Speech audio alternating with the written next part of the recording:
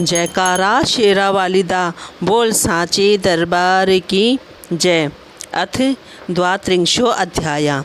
देवी महात्म्य के प्रसंग में राजा सुरथ और समाधि वैश्य की कथा। जन्मेजय बोले, हे मुने, आपने भगवती चंडिका की महिमा का भली भांति वर्णन किया। अब आप यह बताने की कृपा करें कि 3 चरित्रों का प्रयोग करके पहले किसने भगवती की आराधना की थी। वे वरदायिनी भगवती किसके ऊपर प्रसन्न हुई।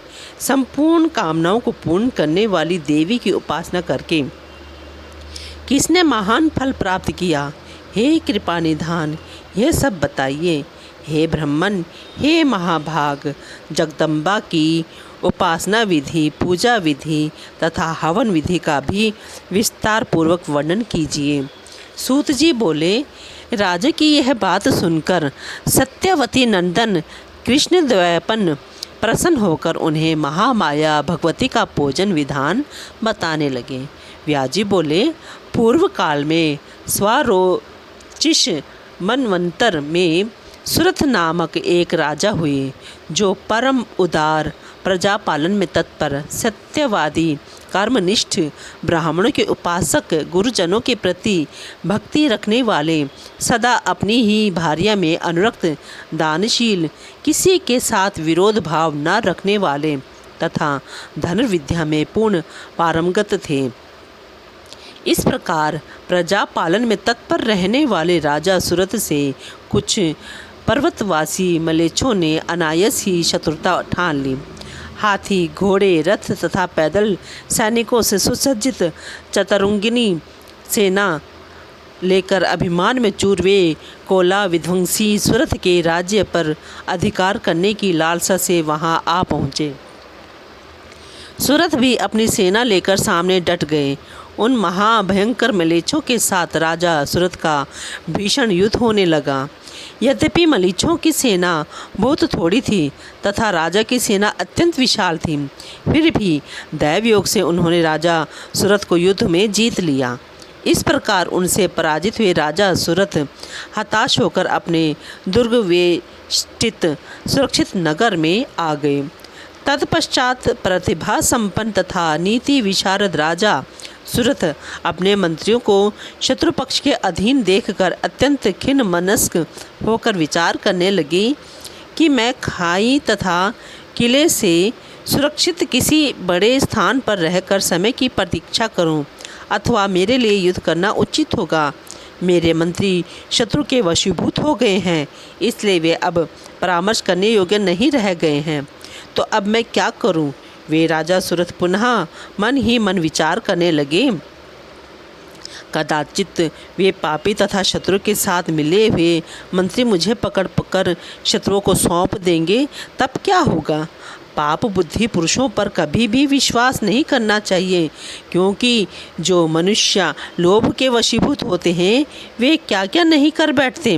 लोभपरायण मनुष्य अपने भाई, पिता, मित्र, सुहृद, बंधु बांधव, पूजनीय गुरु तथा ब्राह्मण से भी सदा द्वेष करता है। अतएव इस समय शत्रु पक्ष के आशय को प्राप्त अत्यंत पाप परायण अपने मंत्री समुदाय पर मुझे बिल्कुल विश्वास नहीं करना चाहिए। इस प्रकार अपने मन में भली भांति विचार करके अत्यंत दुखी चित्त राजा सुरथ घोड़े पर आरूढ़ होकर अकेले ही उस नगर से निकल पड़े। वे बिना किसी सहायक को साथ लिए ही नगर से बाहर निकलकर एक घने जंगल में चले गए। प्रतिभा संपन्न राजा सुरथ सोचने लगे कि अब मुझे कहाँ चलना चाहिए। तपस्वी सुमेधा का पवित्र आश्रम यहाँ से मात्र 3 योजन की दूरी पर है। यह जानकर राजा सुरथ वहाँ चले गए।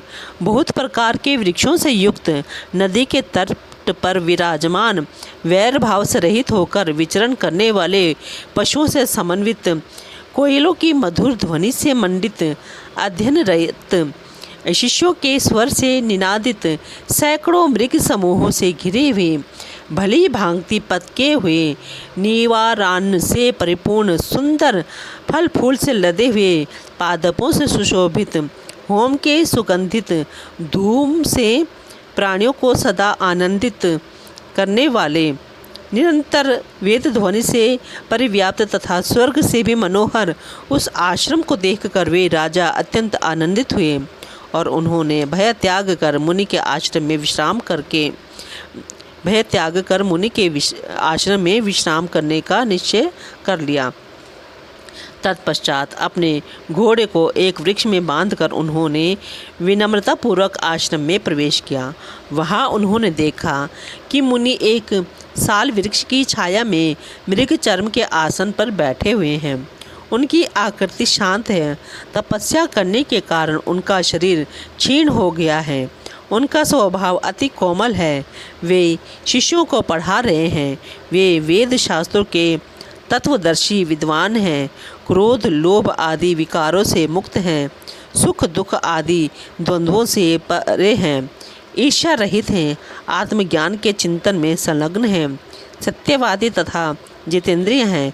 उन्हें देखकर अश्रुपूरित नयनों वाले राजा सुरथ प्रेम पूर्वक उनके आगे दंड की भांति भूतल पर गिर पड़े।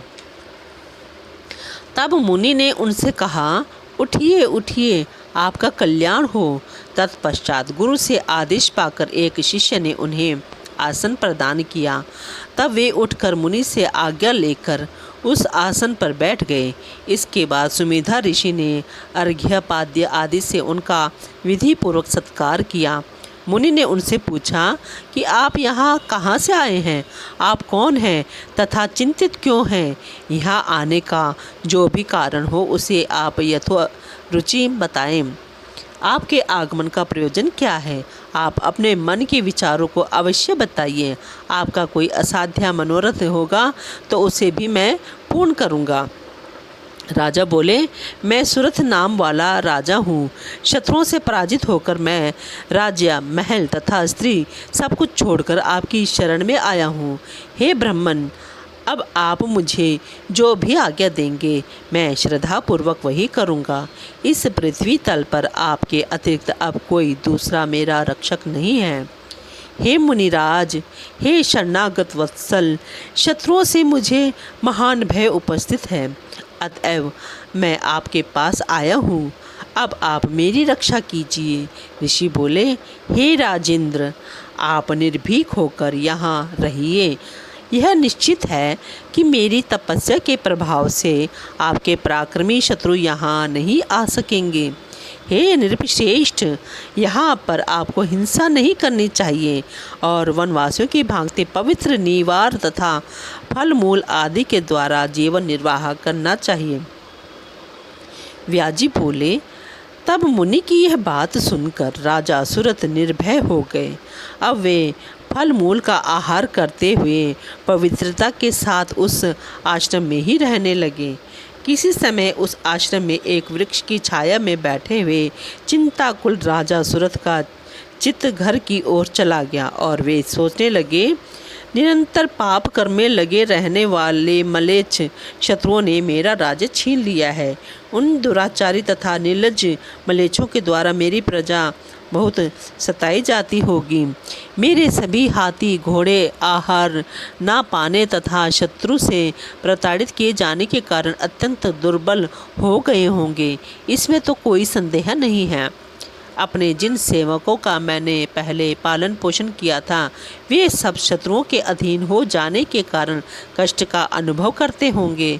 उन अति दुराचारी तथा अपव्यय करने के स्वभाव वाले शत्रुओं ने मेरा धन द्यूत मदिरालय एवं वेश्यालयों में निश्चित रूप से खर्च कर दिया होगा। वे पाप बुद्धि मेरा समस्त राजकोष व्यसनों में नष्ट कर डालेंगे। सत्पात्रों को दान देने की योग्यता भी उन मलेच्छों में नहीं है और मेरे मंत्री भी अधीनता में रहने के कारण उन्हीं के जैसे हो गए होंगे। महाराज सुरथ वृक्ष के नीचे बैठकर इसी चिंता में पड़े हुए थे कि उसी समय एक विषादग्रस्त वैश्य वहां आ पहुंचा। राजा ने उस वैश्य को सामने देख लिया। उन्होंने उसे अपने समीप में बैठा लिया और पुनः उससे पूछा, आप कौन हैं तथा इस वन में कहाँ से आए हैं? आप कौन हैं? आप उदास क्यों हैं? चिंताग्रस्त रहने के कारण आप तो पीले वर्ण के हो गए हैं। हे महाभाग, 7 पग एक साथ चलने पर ही मैत्री समझ ली जाती है, अतः आप मुझे सब कुछ सच सच बता दीजिए। व्यास जी बोले, राजा का वचन सुनकर वह वैश्य श्रेष्ठ उनके पास बैठ गया और इसे सज्जन समागम समझकर शांत चित्त होकर उनसे कहने लगा। वैश्य बोला, हे मित्र, मैं वैश्य जाति में उत्पन्न हूँ और समाधि नाम से प्रसिद्ध हूँ। मैं धनवान, धर्म कार्यों में निपुण, सत्यवादी और ईश्वर से रहित हूँ। फिर भी धन के लोभी और कुटिल स्त्री पुत्रों ने मुझे घर से निकाल दिया। उन्होंने मुझे कृपण कहकर कठिनाई से टूटने वाला माया बंधन भी तोड़ दिया। अतः अपने कुटुंबियों से परित्यक्त होकर मैं अभी अभी इस वन में आया हूँ। हे प्रिया, आप कौन हैं? मुझे बताएं। आप भाग्यवान प्रतीत होते हैं।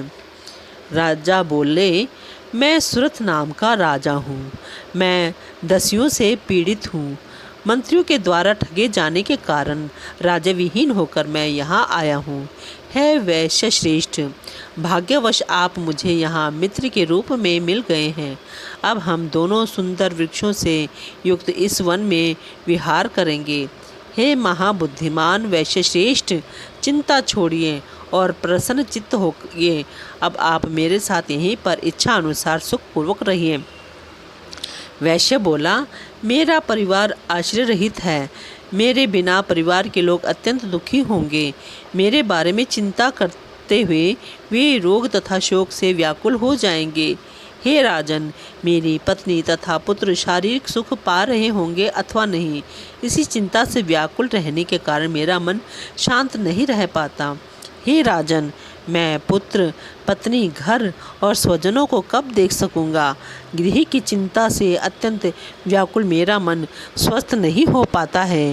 राजा बोले, हे महामते, जिन दुराचारी तथा महामूर्ख पुत्र आदि के द्वारा आप घर से निकाल दिए गए, उन्हें देखकर अब आपको कौन सा सुख मिलेगा? दुख देने वाले सुहृदों की अपेक्षा सुख देने वाला शत्रु श्रेष्ठ है। अतः अपने मन को स्थिर करके आप मेरे साथ आनंद कीजिए। वैश्य बोला, हे राजन, दुर्जनों के द्वारा भी अत्यंत कठिनता से त्यागे जाने वाले कुटुंब की चिंता से अत्यंत दुखित मेरा मन इस समय स्थिर नहीं हो पा रहा है। राजा बोले, राज्य संबंधी चिंता मेरे मन को भी दुखी करती रहती है। अतः अब हम दोनों शांत प्रकृति वाले मुनि से शोक के नाश की औषधि पूछें। व्यास जी बोले, ऐसा विचार करके राजा और वैश्य दोनों ही अत्यंत विनम्र होकर शोकों का कारण पूछने के लिए मुनि के पास गए। वहां जाकर राजा सुरत आसन लगाकर शांत बैठे हुए मुनि श्रेष्ठ को प्रणाम करके स्वयं भी सम्यक रूप से आसन पर बैठकर शांतिपूर्वक उनसे कहने लगे। बोलो जयकारा शेरा वालिदा, बोल सांचे दरबार की जय।